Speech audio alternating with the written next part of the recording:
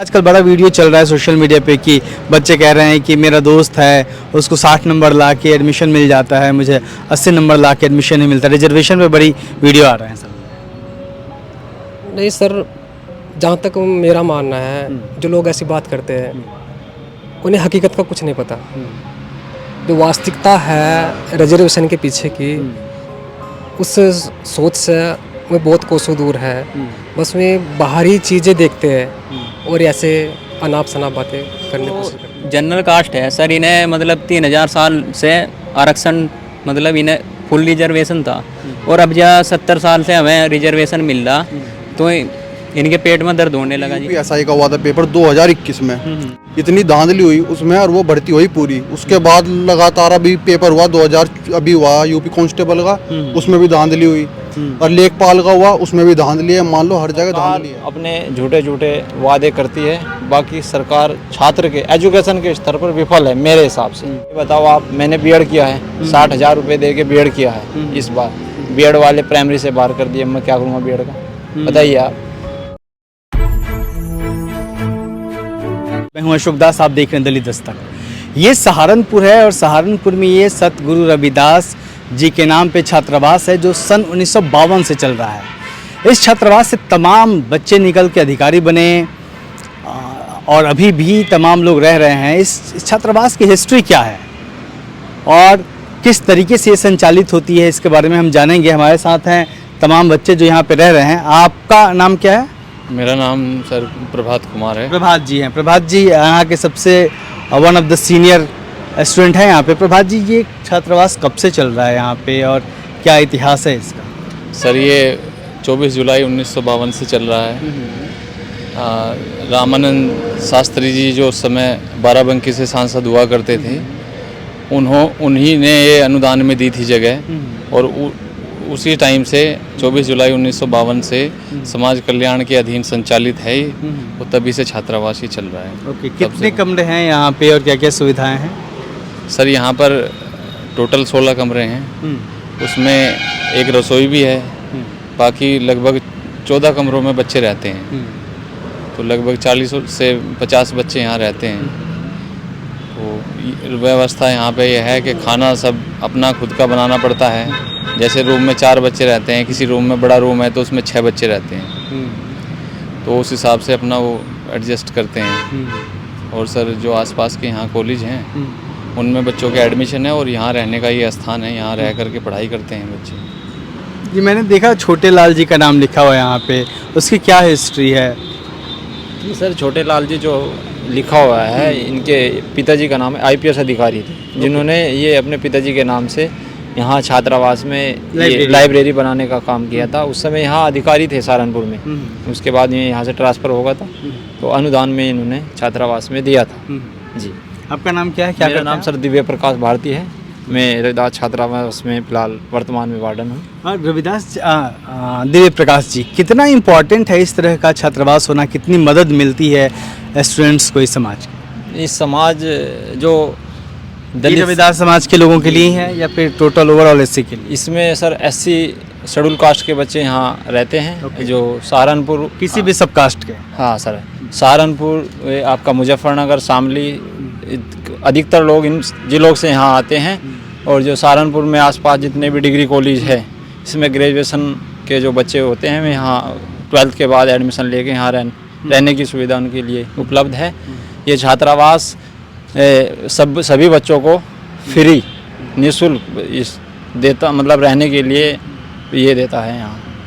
अच्छा, सुविधाएं हैं जी। अच्छा, यहाँ पे आज के वक्त में जो स्थिति है, सबसे मैं पूछ रहा हूँ, नौकरियाँ हैं नहीं, बहुत कम नौकरियाँ हैं। इस वक्त में आप लोग जो गांव से निकलते हैं और शहरों में आते हैं कि अपनी लाइफ बनानी है, पढ़ लिख के आगे बढ़ना है, क्या चुनौतियाँ हैं आप लोगों के साथ? सर चुनौतियाँ तो बहुत है सर। सर वैकेंसी बहुत कम आ रही है, कंपटीशन ज़्यादा हो रहा है सर, तो बहुत दिक्कत आती है। आपका नाम क्या है? सर मेरा नाम अनिकेत कुमार है, मैं गांव काशीपुर, पोस्ट नौता, जिला सहारनपुर का रहना हूँ। सर मैं यहाँ पे बीए सेकेंड ईयर का छात्र हूँ और सर मैं कंपटीशन की तैयारी कर रहा हूँ स्टेनोग्राफर की।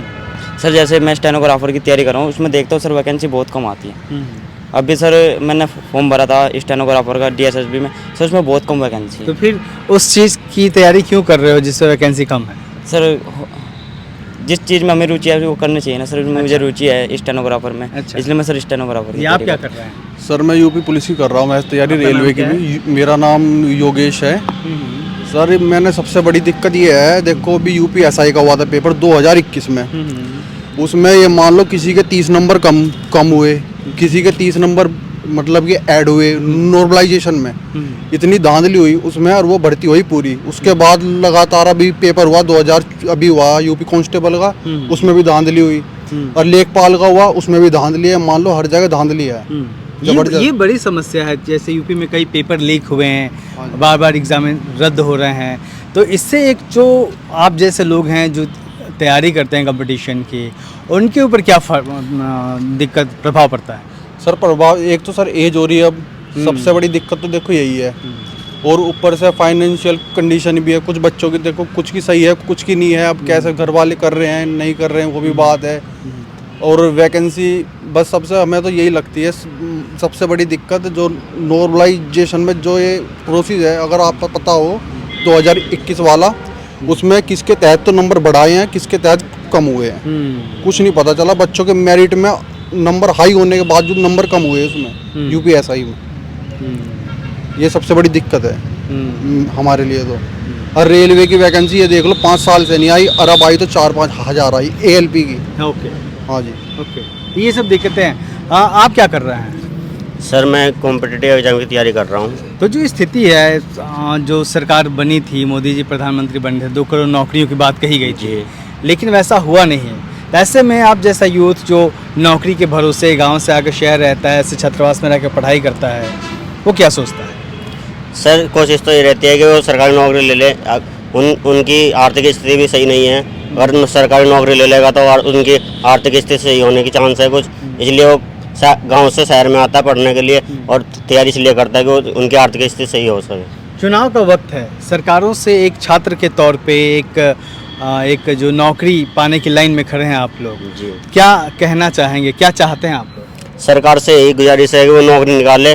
जैसे रेलवे में निकाली है, उसमें सिर्फ 14 हज़ार वैकेंसी निकाली है, जो साल में लगभग 1 लाख वैकेंसी आती थी 2-3 साल में, अब कुल 14 हज़ार वैकेंसी निकाली है। तो ऐसे तो कॉम्पिटिटिव एग्ज़ाम की जो है कंपटीशन बढ़ेगा, और उसमें बच्चे जो हो गए पिछड़ जाएंगे। और जैसे कि पेपर भी लीक हो रहे हैं यूपी में, तो अधिकतर सभी पेपर लीक हो रहे हैं। ऐसे में तो समस्या क्या है सबसे बड़ी?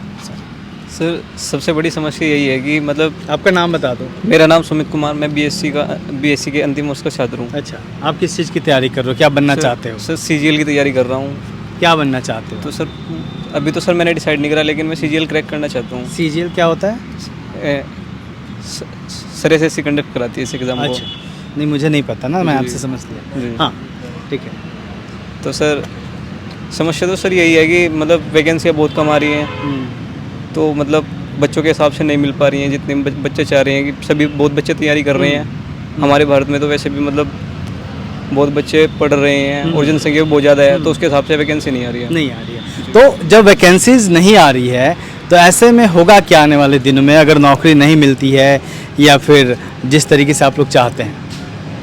सर ऐसे में आने वाले जैसे दिन है। आपका नाम बताओ। सर मेरा नाम आकाश कुमार क्या गौतम कर रहे हो है। आप? सर मैं बीएससी 4th सेमेस्टर का छात्र हूँ। सर मैं आईआईटी जैम की तैयारी कर रहा हूँ, और मैं भविष्य में प्रोफेसर बनना चाहता हूँ। जी जी जी। जैसे कि मतलब ये सरकार है, इस सरकार में मतलब बेरोजगारी देखने को मिल रही, जो पढ़े लिखे लोग हैं मतलब में वैसे ही घूम रहे हैं, और मतलब मेहनत मजदूरी करनी पड़ रही है। इस सरकार में बहुत ख़राब स्थिति है।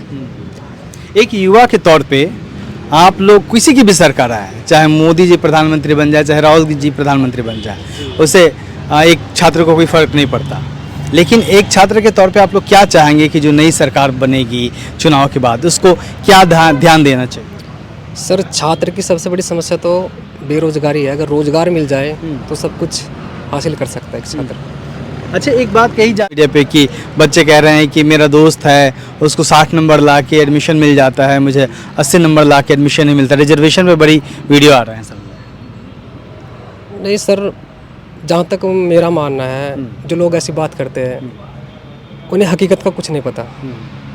जो वास्तविकता है रिजर्वेशन के पीछे की, उस सोच से मैं बहुत कोसों दूर है। बस में बाहरी चीज़ें देखते हैं और ऐसे अनाप शनाप बातें करने की कोशिश करते हैं। रिजर्वेशन क्यों जरूरी है? रिजर्वेशन इसलिए ज़रूरी है क्योंकि जो हमारे यहाँ से शेड्यूल कास्ट है ना यहाँ, तो यह आर्थिक स्थिति से भी सही नहीं है, पढ़ने में दिक्कत होती है क्योंकि जो पढ़ाई का खर्चा ऊपर लेवल की जो पढ़ाई होती है उसके लिए पैसा भी चाहिए। इसलिए सोचते हैं कि इनके लिए रिजर्वेशन होना चाहिए, थोड़ा इनकी आर्थिक स्थिति में सुधार होना चाहिए, पढ़ाई के लिए थोड़ा इनके लिए सुविधाएं होनी चाहिए। जो रिजर्वेशन का विरोध करते हैं जी। उनसे आप क्या कहेंगे? सर ये जो जनरल कास्ट है सर, इन्हें मतलब 3000 साल से आरक्षण मतलब इन्हें फुल रिजर्वेशन था, और अब जहाँ 70 साल से हमें रिजर्वेशन मिल रहा तो इनके पेट में दर्द होने लगा जी। तो मैं यही कहना चाहूँगा कि जो हमारे एससी समाज के जो बच्चे हैं, छात्र हैं, कि मतलब रिजर्वेशन उनके लिए बहुत ज़रूरी है, क्योंकि मैं ऐसे परिवार से आते हैं जिसकी आर्थिक स्थिति बहुत कमज़ोर है जी। तो फिर तो वो कहेंगे कि गरीबी के आधार पर रिजर्वेशन दो, यही तो वो कह रहे हैं। सर गरीबी देखो, हमारा जो समाज है इस पर अब तक बहुत उत्पीड़न होता हुआ देखो, आपने राजस्थान में देखा होगा जी। मतलब इधर जो ये क्या नाम जनरल कास्ट के लोग हैं बहुत अत्याचार करते हैं वहाँ पे। अभी 2-3 साल पहले एक बच्चे की भी हत्या कर दी थी। एट्रोसिटीज होती है। जी। चल रही है ना। आपको क्या लगता है? रिजर्वेशन के मामले में तो सर देखो, जो भी इस तरह की बात कर रहा है वो कहीं ना कहीं सटीक, मतलब उसे पता नहीं है एक्चुअल में चीज़ें हैं क्या, अतीत में क्या हुआ है, अभी रिजर्वेशन मिला क्यों है। वही बात है कि जिस एक जाति को 5000 साल तक 100% आरक्षण मिला हो और हमें 70 साल हुए हैं अभी उनको दिक्कत हो रही है, और अभी भी 70 साल हो गए हैं इस देश को आज़ाद हुए, अभी भी 100% आरक्षण लागू नहीं हुआ है इस देश में। बैकलॉग की दिक्कतें हैं और तमाम चीज़ें हैं। हायर एजुकेशन में देख लो सर, मतलब उनका इतना बुरा हाल है। जैसे ये रोस्टर की बात करते हैं, डॉक्टर रितु सिंह का एग्जाम्पल है, लक्ष्मण यादव का एग्जाम्पल है। ये अपनी मन मर्जी से उनको रख लेते हैं, लेक्चरार को वहाँ पे अपनी मन मर्जी से निकाल देते हैं। तो ये कहीं ना कहीं व्यवस्था बहुत दूषित व्यवस्था है। अच्छा, इस तरह के जो हॉस्टल्स हैं, जो छात्रावास हैं, उससे कितनी मदद मिलती है आप लोगों को? हॉस्टल से सर हम घर गांव में अपने अचीवमेंट नहीं कर सकते वो हम यहाँ कर सकते हैं थोड़ी मदद के साथ। हम अपना जो समय है वो अपनी शिक्षा को, अपनी पढ़ाई को, अपने करियर को बनाने के लिए हम उसका यूज कर सकते हैं। और हमें एक गांव से निकल के एक बड़ा वाइड एरिया में आ जाते हैं जहाँ से हमारे सीनियर साथी और अन्य जो पाए जो हमें वहाँ पे नॉलेज और मतलब देश और विदेश के बारे में हमें जानकारी होती है सर। और हमारा समग्र विकास भी होता है सर, क्योंकि हम 2-3 जिलों के बच्चे आते हैं, सब में भिन्नताएं होते हैं और सबकी भिन्नताओं में हम एक दूसरे को अपने आप को निखारते हैं सर। एक दूसरे ओके, आप बताइए कि एक सामान्य वर्ग का जो स्टूडेंट होता है वो और एक एससी समाज का स्टूडेंट होता है, वो चुनौतियाँ दोनों के में क्या अलग अलग होती है? जी अलग अलग होती है सर। जो नाम क्या है आपका? अंकित कुमार है सर। अच्छा, जो क्या कर रहे हैं? सामान्य मैं एसएससी जेई की तैयारी कर रहा हूँ, मैंने डिप्लोमा किया हुआ है सर। हमारे क्षेत्र जो मेरा विभाग है ये टेक्निकल का, उसका इतना इधर वैकेंसी नहीं निकालते हैं, जैसे रेलवे में भी नहीं आई, एसएससी में निकलती हैं वे कम निकलती है बहुत, और जो स्टेट की है वे तो लगभग निकलती ही नहीं है, निकलती है तो बस उसका औसत रहता है 30, 35, 40, इससे ज़्यादा नहीं देते हैं। तो इसमें भी ना निकालनी चाहिए वैकेंसी। और सर ये एक सामान्य वर्ग का होता है और एक एससी का वर्ग का होता है। उसमें ये है कि एससी वर्ग के बच्चे के पास इतना बैकग्राउंड अच्छा नहीं होता है, उन्हें एक अच्छी तरीके से मतलब कि एजुकेशन करने के लिए उनके घर वाले बहुत ही सहायता करते हैं, मेहनत मजदूरी कर कर अच्छा, और उनका बैकग्राउंड अच्छा नहीं होता है, इसलिए एससी कास्ट का जो वर्ग का बच्चा होता है उसके आगे चुनौती ज़्यादा रहती है। तो ये यहाँ जो फैसिलिटी मिल रही है ये चूँकि स्टेट गवर्नमेंट के अंडर में है, सारी फैसिलिटीज़ मिल रही है जो मिलनी चाहिए? जी नहीं, सारी तो मिल नहीं पा रही है सर। क्या क्या दिक्कतें हैं? दिक्कतें तो सर बहुत है। यानी क्या क्या मिलना चाहिए जो नहीं मिल रहा है? सर वैसे तो देखा जाए तो कुछ नहीं मिल रहा है, बहुत कुछ मिल भी रहा है। मैं कह रहा हूँ ना कि क्या क्या चीज़ें हैं जो मिलनी चाहिए लेकिन मिल नहीं रही हैं। सर जैसे कि हमारी लाइब्रेरी है सर, लाइब्रेरी हमारी ऐसी की ऐसी ही पड़ी है सर। उसमें जो हमारे जो गवर्नमेंट जॉब पे जाते हैं यहाँ से सीनियर साथी, उन्होंने सहयोग करके इसको अच्छी तरीके से सुधार किया है सर। सर बस मतलब सरकारी मदद कोई लाइब्रेरी को लेके नहीं मिली? नई लाइब्रेरी को लेके मिली है सर। वो अखबारें आते हैं यहाँ पे? जी अखबार आते हैं सर। और लाइब्रेरी की तरफ से, इंस्टीट्यूशन की तरफ से सर कि आप लोग खुद मंगाते हैं? खुद मंगाते हैं सर। और किताबें आती हैं? नहीं, बुक तो आती है सर यहाँ पे। कोई डिमांड करते हो आप लोग या फिर किस तरह? नहीं नहीं, डिमांड कुछ समाज के लोग हैं, मदद करते हैं। नहीं, सरकारी तौर पे क्या मदद मिलती है? तो सरकारी तौर पर तो वार्डन साहब बताएंगे मुझे, तो कोई इतनी वार्डन साहब जी सबसे अशोक जी आपका बहुत बहुत धन्यवाद। रविदास छात्रावास की सरजमी पर अपनी स्थिति जानने का प्रयास किया। मैं ये बताना चाहता हूँ कि यहाँ जो सरकार के माध्यम से जो हमें प्राप्त हुआ, तो आपका बिजली का बिल जो यहाँ सरकार भरती है, ये सरकार भरती है। न्यूज़पेपर का बिल सरकार भरती है। वो तो कह रहे थे कि न्यूज़पेपर वो सर नया है, अभी उसे पता नहीं। अच्छा। न्यूज़पेपर का बिल सरकार भरती है। और छात्रावास में जो गर्मियों के सीज़न में पंखे वगैरह फूकते हैं, ये सब समाज कल्याण विभाग देखता है। बाकी जो हो, और अभी मैं ये सरकार के से एक अपील करना चाहता हूँ, जो यहाँ का सांसद रहा है और जो उत्तर प्रदेश में बीजेपी सरकार है, इस छात्रावास की पूरी बिल्डिंग आप जाकर देख लीजिए, ऊपर जर्जर अवस्था में है। पूरी बरसात छात्रावास की बिल्डिंग टपकती है और छात्र कैसे कैसे रह के यहाँ अपना पूरी बरसात जीवन व्यतीत करते हैं, वो छात्र ही समझ सकते हैं। सरकार अपने झूठे झूठे वादे करती है, बाकी सरकार छात्र के एजुकेशन के स्तर पर विफल है मेरे हिसाब से। बाबा साहब की हर जनसभा में अपनी बाबा साहब की फ़ोटो लेके वोट लेने का काम करते हैं। संत रविदास जी की फ़ोटो दिखाकर दलितों को लुभाने का काम करते हैं। बाकी एजुकेशन के मामले में विफल है। अच्छा ये बताओ आप, मैंने बीएड किया है, 60,000 रुपये दे के बीएड किया है। इस बार बीएड वाले प्राइमरी से बाहर कर दिए, मैं क्या करूँगा बीएड का? बताइए आप। इतने इस समाज से वाले प्राइमरी से बाहर कर दिए, मतलब अब जो प्राइमरी की जॉब है उसमें बीएड नहीं चाहिए? अप्लाई नहीं कर सकते। अच्छा, उसमें बीटीसी वाले ही अप्लाई करेंगे। जिसका यूपी टेट है, यूपी टेट की 6 महीने की तैयारी अलग अलग जगहों पे अप्लाई करने के लिए अलग अलग कोर्स करो। हाँ सर, बीटीसी पहले इन्होंने बीएड कराया। अगर इन्हें यही करना था, बीएड को खत्म कर देते पहले ही 3-4 साल। 2017 बीटीसी चाहिए। अब ये कह रहे हैं कि बीएड वाले अपने घर बैठो, इसमें ओनली फॉर बीटीसी। प्राइमरी में ही वैकेंसी आती है, जूनियर में वैकेंसी कहाँ आती है? जूनियर में तो प्रमोशन होता है प्राइमरी वालों का। पिछले 5 साल से जब से मैंने बीएड किया है तब से वैकेंसी ही नहीं आई। बताइए आप। तो सरकार, बीजेपी सरकार एजुकेशन स्तर पे बिल्कुल विफल है। मतलब जो सुविधाएं चाहिए आप लोगों को, में सुविधाएं नहीं मिल पा रही है। यूपी पे आरक्षण का पूरा हल्ला मचाते हैं। आरक्षण हायर एजुकेशन में कहाँ आरक्षण है? कितने जेएनयू में हमारे प्रोफेसर हैं, कितने डीयू में हमारे प्रोफेसर, जो प्रोफेसर एमए बाहर निकलने जा रहे हैं। डॉक्टर रितु आप देख रहे होंगे, पिछले 8 महीने से दिल्ली में प्रदर्शन कर रहे हैं, कुछ कोई सुनवाई नहीं है। तो सिर्फ ये कांस्टेबल में आरक्षण दे दिया, हल्ला मचा दिया, ये कोई नौकरी है? जहाँ जाना चाहिए वहाँ इन्हें भेज नहीं रही। मतलब छोटी छोटी नौकरियों में रिजर्वेशन भर दिया जाता है और फिर शोर मचाया जाता है कि इतने % रिजर्वेशन दे। जितने भी आपके डिग्री कॉलेज है सारे 20-20, 25-25 लाख रुपए में देकर असिस्टेंट प्रोफेसर बनते हैं। हमारे समाज के लोगों पे कहाँ 20 लाख रुपए, कहाँ 25 लाख रुपए? तो कैसे बने? ये आप इल्ज़ाम लगा रहे हैं? बिल्कुल जी, इल्ज़ाम लगा रहा हूँ। बताइए आप, कहाँ इनके पास ये 20 लाख रुपए देकर कहाँ से 20 लाख रुपए लाएंगे? क्योंकि जो प्रोसेस है उसमें वो ऐसा है कि जो सामने वाले 3 लोग बैठे होते हैं जिसको चाहे बना दें। बिल्कुल, चाहे तो 14 साल पढ़ाने के बाद लक्ष्मण यादव को निकाल दें, चाहे तो एक नए आदमी को रख लें। और मैं यही कहता हूँ आपके चैनल के माध्यम से, जितना भी ओबीसी समाज है, पिछड़ा वर्ग आयोग जो है, कि उसे हायर एजुकेशन प्राप्त करनी चाहिए। ये किसी के बहकावे में आके या किसी ने कुछ कह दिया उसके, मैं ये कहता हूँ जो आदमी किसी के अंधविश्वास में या पाखंडवाद में जी रहा है, वो हायर एजुकेशन प्राप्त कर लो। उसे समझाने की जितनी वो अपने आप समझाएगा। लक्ष्मण यादव जी अच्छे से समझते हैं, वे ओबीसी समाज से ही आते हैं। बाबा साहब को भी समझते हैं, ज्योतिबा फुले को भी समझते हैं, संत रविदास जी को भी समझते हैं। अच्छा, अभी बाबा ज्योतिबा फुले और बाबा साहब की बात की आप लोगों ने, बाबा साहब को लेके क्या सोचना है आप लोगों का आज के वक्त में? सर बाबा साहब हमारे लिए मतलब हमारी प्रेरणा का स्रोत रहे हैं और आगे भी रहेंगे। मतलब हमारे आने वाले फ्यूचर में भी क्या सीखने को मिलता है उनसे? उनसे ये शिक्षा के ऊपर जोर दिया उन्होंने। समाज को ज़्यादा से ज़्यादा पढ़ना चाहिए और समाज के लिए काम करना चाहिए। आप क्या? हाँ, मेन मुद्दा तो ये शिक्षा हमें अच्छे से प्राप्त करना चाहिए और अपने समाज को सुधारना चाहिए।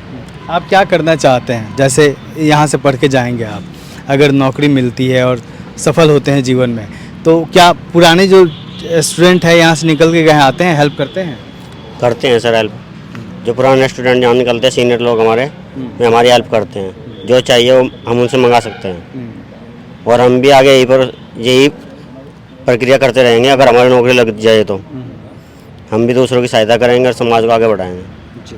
तो ये संत गुरु रविदास के नाम पर छात्रावास है सहारनपुर में।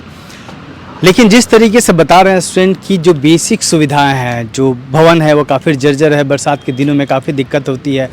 नौकरियों का जो आलम है, पढ़ने के बावजूद भी एक चिंता बनी हुई है कि आने वाले भविष्य में नौकरी मिलेगी कि नहीं मिलेगी, कि क्या होगा।